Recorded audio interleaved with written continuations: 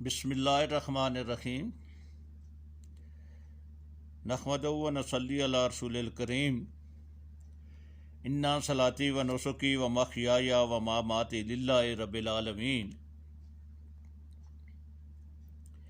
میں خادم علی افسر درباری عالیہ موڑا شریف ابھی آپ کو حضرت مقدس شہباز طریقت زبدۃ العارفین امداد السالکین سلطان العاشقین شیر جہاں غازی غوث زماں قطب دوران قیوم وقت منبع جود و عرفان مفسر قرآن فخر الاولیاء نائب رسول صلی اللہ علیہ وآلہ وسلم تاجدار موڑوی اعلیٰ حضرت الحاج حضور پیر ہارون رشید صاحب رحمۃ اللہ علیہ نے جو قرآن پاک کی تفسیر بیان فرمائی ہے، تحریر فرمائی ہے 5 جلدوں میں، ان میں سے پہلی جلد سورۃ بقرہ کی آیت نمبر 27 میں ابھی آپ کو پڑھ کر سناتا ہوں، جو کہ تعلیم نسبت رسولی کے نام سے تفسیر موجود ہے دربار شریف میں۔ حسب اجازت خادم اسلام امیر سلسلہ عالیہ نسبت رسولی صلی اللہ علیہ وآلہ وسلم غوث زماں قطب الارشاد منبع جود و عرفان پیر طریقت رہبر شیر نائب رسول صلی اللہ علیہ وآلہ وسلم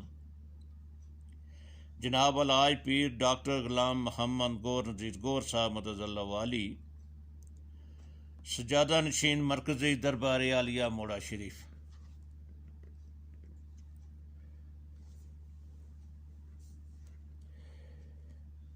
الحمدللہ اللہ تعالیٰ کا لاکھ لاکھ شکر ہے کہ مالک الملک نے اپنی یاد کی توفیق اور موقع عطا فرمایا۔ لاکھوں اور کروڑوں درود حضرت محمد مصطفیٰ صلی اللہ علیہ وآلہ وسلم پر، جن کے طفیل مالک الملک نے یہ مہربانی عطا فرمائی۔ سامعین کرام، اللہ تعالیٰ نے قرآن پاک میں ارشاد فرمایا، اعوذ باللہ من الشیطان الرجیم، بسم اللہ الرحمن الرحیم، الذین ینقضون عہد اللہ من بعد میثاقہ ویقطعون ما امر اللہ بہ ان یوصل ویفسدون فی الارض اولئک ھم الخاسرون۔ سورۃ بقرہ آیت نمبر 27۔ جو لوگ اللہ تعالیٰ کی عہد کو توڑ دیتے ہیں، اس کے پکا ہونے کے بعد اور قطع کرتے ہیں اس چیز کو جس کو اللہ تعالیٰ نے جوڑنے کا حکم دیا ہے، اور زمین میں فساد کرتے ہیں، وہ لوگ گھاٹے میں ہیں۔ یہاں اللہ تعالیٰ وہ عہد یاد دلاتا ہے جو آدم علیہ السلام کی تمام ذریت سے لیا گیا تھا جب وہ حالت ارواح میں تھے۔ اللہ تعالیٰ نے ان سے پوچھا کہ کیا میں تمہارا رب نہیں ہوں؟ سب نے کہا بے شک تو ہمارا رب ہے۔ پھر انبیاء علیہ السلام سے عہد لیا گیا کہ وہ پیغام خداوندی مخلوق تک پہنچائیں گے۔ پھر علماء سے عہد لیا گیا کہ وہ حق ظاہر کریں گے اور اسے ہرگز نہ چھپائیں گے۔ اس عہد کی یاد دلانے کے لیے اللہ تعالیٰ مختلف زمانوں میں اپنے رسولوں علیہ السلام کو بھیجتا رہا، جنہوں نے فرمان الہی کی تابعداری کی اور عہد کی یاد تازہ کی، وہ تو خوش نصیب بنے اور اللہ تعالیٰ کی رحمت و نعمت کے حقدار بنے۔ مگر جو لوگ شیطان کی راہ پر چل پڑے، جو ان کا ازلی دشمن ہے، تو انہوں نے عہد کو توڑا، نبیوں کو ہر قسم کی ایذائیں بھی دیں اور قتل بھی کیا، اور دنیا و آخرت میں رسوا اور ذلیل ہوئے۔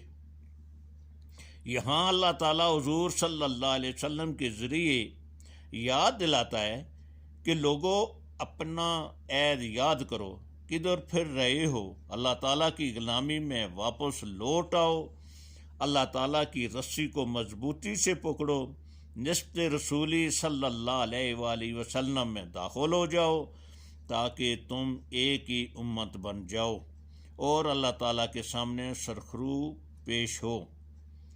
اگر نسبت رسولی صلی اللہ علیہ وسلم میں داخل نہ ہوئے، اللہ تعالیٰ کی عہد کو توڑا، تو پھر دنیا میں اسی طرح بھٹکتے پھرو گے جس طرح موسیٰ علیہ السلام کی قوم نے حکم عدولی کی تو سال ہا سال بھٹکتی پھری اور ذلیل و رسوا ہوئی۔ یہ تو عدل کا عہد ہے، لیکن بندے اس قسم کے عہد روز کرتے اور توڑتے ہیں۔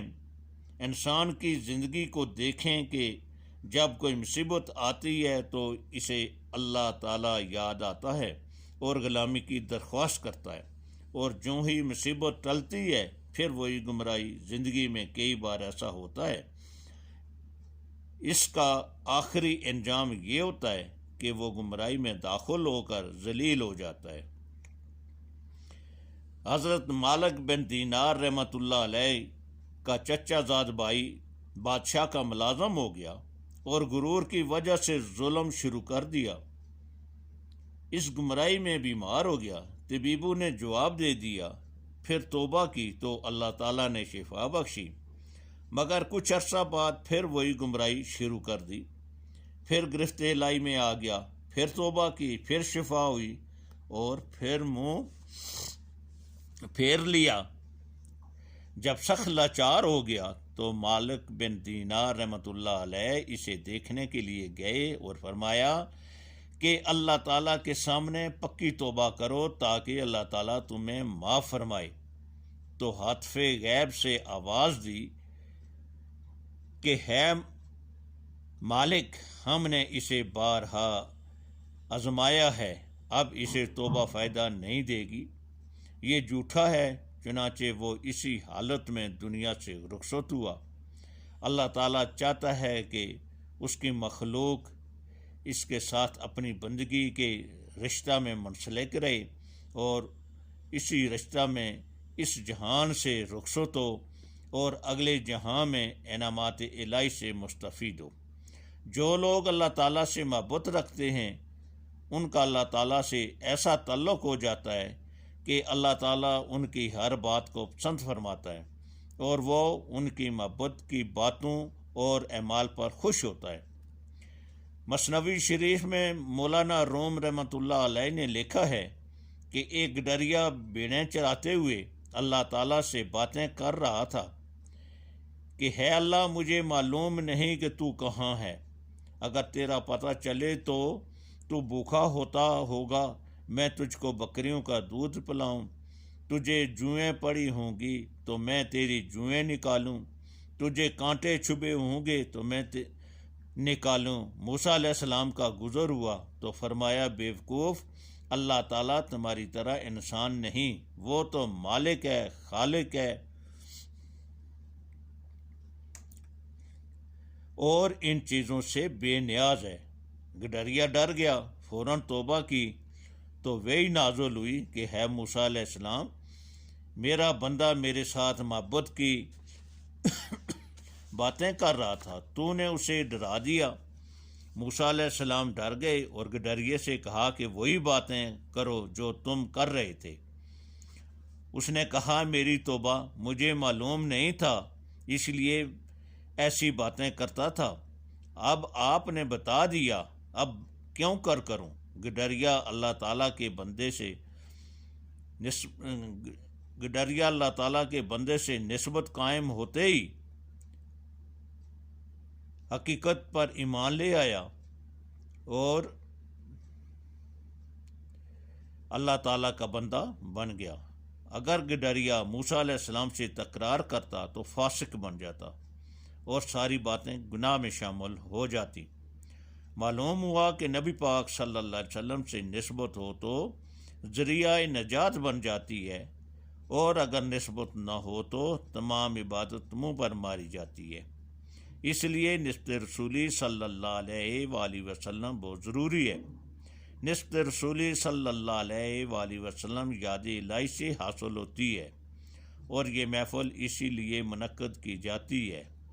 آئیے اسی خلوص دل کے ساتھ اللہ تعالیٰ کی یاد کریں اور اللہ تعالیٰ سے دعا کریں کہ اللہ تعالیٰ ہمیں اس فرمان کو سمجھنے اور عمل کرنے کی توفیق عطا فرمائے۔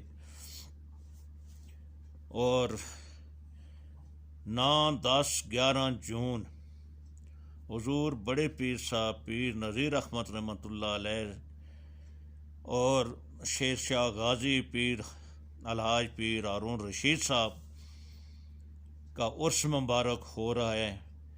آگے لوگوں کو بھی اطلاع دیں اور خود بھی عرس مبارک میں شریک ہوں اور دعا میں شریک ہو کر اپنی دنیا اور آخرت کی بھلائی کے لیے دعا کریں کہ اللہ تعالیٰ ہماری دنیا اور آخرت دونوں کو سنوار دے۔ وما علینا الا البلاغ المبین۔